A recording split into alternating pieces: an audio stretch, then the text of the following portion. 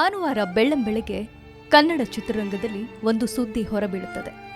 ಹೆಸರಾಂತ ನಿರ್ಮಾಪಕ ಹಾಗೂ ಉದ್ಯಮಿ ಸೌಂದರ್ಯ ಜಗದೀಶ್ ತಮ್ಮ ಮನೆಯಲ್ಲಿ ನೇಣು ಬಿಗಿದುಕೊಂಡು ಆತ್ಮಹತ್ಯೆ ಮಾಡಿಕೊಳ್ತಾರೆ. ವಿಷಯ ತಿಳಿಯುತ್ತಿದ್ದಂತೆ ಚಿತ್ರರಂಗ ಶಾಕ್ ಆಗಿದೆ. ಕೇವಲ 4 ಸಿನಿಮಾಗಳನ್ನು ನಿರ್ಮಾಣ ಮಾಡಿದರೂ ಸಹ ಕನ್ನಡ ಚಿತ್ರರಂಗದಲ್ಲಿ ತುಂಬಾ ಹೆಸರು ಮಾಡಿದ್ದ ವ್ಯಕ್ತಿ ಈ ಸೌಂದರ್ಯ ಜಗದೀಶ್. ಇವರು ಮೂಲತಃ ಕನ್ಸ್ಟ್ರಕ್ಷನ್ ಹಾಗೂ ಬಿಲ್ಡರ್ಸ್ ಉದ್ಯಮದವರು. ಸಿನಿಮಾ ಮೇಲಿನ ಆಸಕ್ತಿಯಿಂದ 2008ರಲ್ಲಿ ಮಸ್ತ್ ಮಜಾ ಮಾಡಿ ಅನ್ನೋ ಸಿನಿಮಾದ ಮೂಲಕ ಸಿನಿಮಾ ನಿರ್ಮಾಣಕ್ಕೆ ಕಾಲಿಡ್ತಾರೆ. ಕಿಚ್ಚ ಸುದೀಪ್, ದಿಗಂತ್, ವಿಜಯ ರಾಘವೇಂದ್ರ ಹಾಗೂ ಕೋಮಲ್ ಈ ಸಿನಿಮಾದಲ್ಲಿ ಮುಖ್ಯ ಪಾತ್ರದಲ್ಲಿ ಅಭಿನಯಿಸಿರುತ್ತಾರೆ.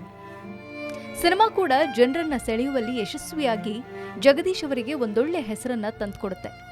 ಅಲ್ಲಿಂದ ಶುರುವಾದ ಕನ್ನಡ ಚಿತ್ರರಂಗದ ಒಡನಾಟ ಅವರನ್ನ back to back Kannada cinema ನಿರ್ಮಾಣ ಮಾಡುವಂತೆ ಮಾಡುತ್ತದೆ.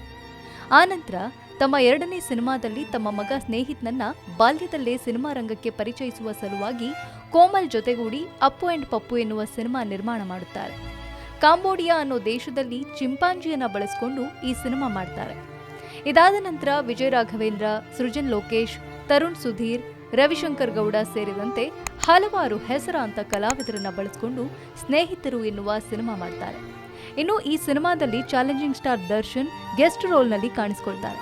ಇದಾದ ನಂತರ ದಿವಂಗತ ಚಿರಂಜೀವಿ ಸರ್ಜಾ ಹಾಗೂ ಅಮೂಲ್ಯ ಜೋಡಿಯ ರಾಮ್ಲೀಲಾ ಹೆಸರಿನ ಸಿನಿಮಾ ನಿರ್ಮಾಣ ಮಾಡ್ತಾರೆ. ಇದು ಅವರ ನಿರ್ಮಾಣದ ಕೊನೆಯ ಸಿನಿಮಾ.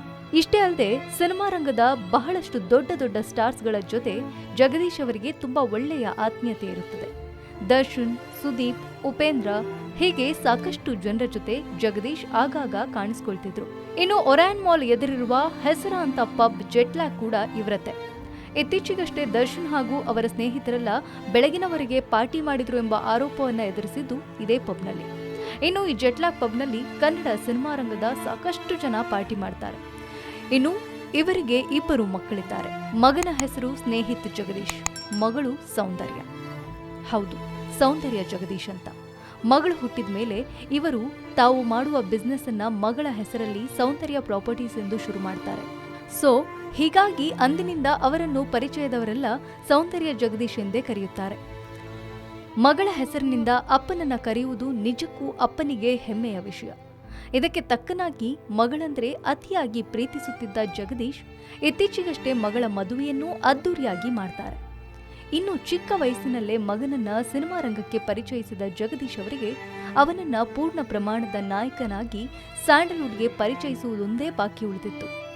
ಇನ್ನು ಇದಕ್ಕೆ ಬೇಕಾದ ಎಲ್ಲಾ ರೀತಿಯ ತಯಾರಿ ಕೂಡ ನಡೆದಿತ್ತು. ಇನ್ನು ಇವರ ಹತ್ತಿರದವರಿಗೆ ತಿಳಿದಂತೆ ಇವರಿಗೆ ಸಿನಿಮಾ ಎನ್ನುವುದು ಪ್ಯಾಷನ್. ಹಣ ಮಾಡಲು ಇವರು ಸಿನಿಮಾ ರಂಗಕ್ಕೆ ಬಂದವರಲ್ಲ. ಅದಕ್ಕೆಂದೇ ಇವರ ಬಿಸ್ನೆಸ್ ಇದೆ, ಬೇಕಾದಷ್ಟು ಆಸ್ತಿ ಇದೆ. ಯಾವಾಗಲೂ ಎಲ್ಲರೊಂದಿಗೆ ನಗ್ನಗ್ತಾ ಮಾತಾಡ್ತಾ ಇದ್ದ ವ್ಯಕ್ತಿ ಇವರು. ಚಿತ್ರರಂಗದ ಹೆಸರಾಂತ ಸ್ಟಾರ್ಗಳ ಯಾವುದೇ ಪರ್ಸನಲ್ ಪಾರ್ಟಿ ಇದ್ರೂ ಕುಟುಂಬ ಸಮೇತರಾಗಿ ಅಟೆಂಡ್ ಮಾಡ್ತಿದ್ರು. ಇವರು ಡೇಟ್ ಕೇಳಿದ್ರೆ ಕೊಡೋಕೆ ಯಾವ ಸ್ಟಾರ್ ಬೇಕಾದ್ರೂ ತಯಾರಾಗಿದ್ರು. ಹೀಗಿರುವಾಗ ದಿಢೀರಂತ ಆತ್ಮಹತ್ಯೆ ಮಾಡಿಕೊಂಡಿದ್ದು ಯಾಕೆ ಅನ್ನೋದು ನಿಜಕ್ಕೂ ಸಾಕಷ್ಟು ಅನುಮಾನಗಳನ್ನ ಸೃಷ್ಟಿಸ್ತಾ ಇದೆ. ವಿಷಯ ತಿಳಿಯುತ್ತಿದ್ದಂತೆ ಇವರ ಪಾರ್ಥಿವ ಶರೀರ ನೋಡಲು ಚಿತ್ರರಂಗದ ಹಲವಾರು ಗಣ್ಯರು ಬಂದಿದ್ರು.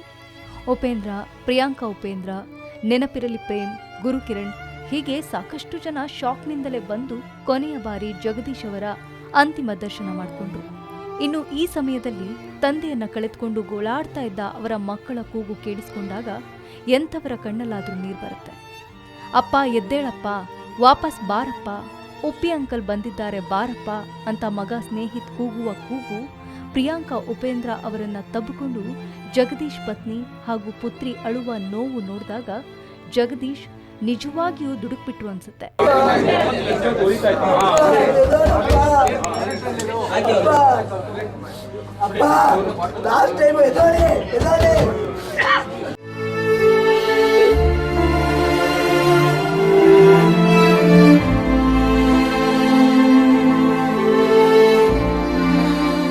ಅದೆಂಥದ್ದೇ ಸಮಸ್ಯೆ ಆದ್ರೂ ಎಂಥದ್ದೇ ಕಷ್ಟವಾದರೂ ನೇಣಿಗೆ ಕೊರಳೊಡ್ಡೋ ಮುನ್ನ ಒಮ್ಮೆ ಆದರೂ ತಾವು ಅತಿಯಾಗಿ ಪ್ರೀತಿಸುವ ತಮ್ಮ ಹೆಂಡತಿ ಮಕ್ಕಳ ಬಗ್ಗೆ, ಅವರ ಭವಿಷ್ಯದ ಬಗ್ಗೆ ಯೋಚಿಸಿ ಬದುಕಿಬಿಡಬೇಕಿತ್ತು.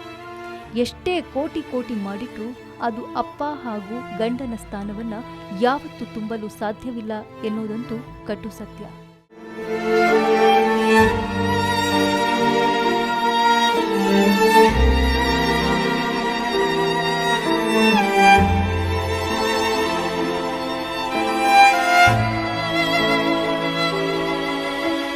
Speed Plus Karnataka.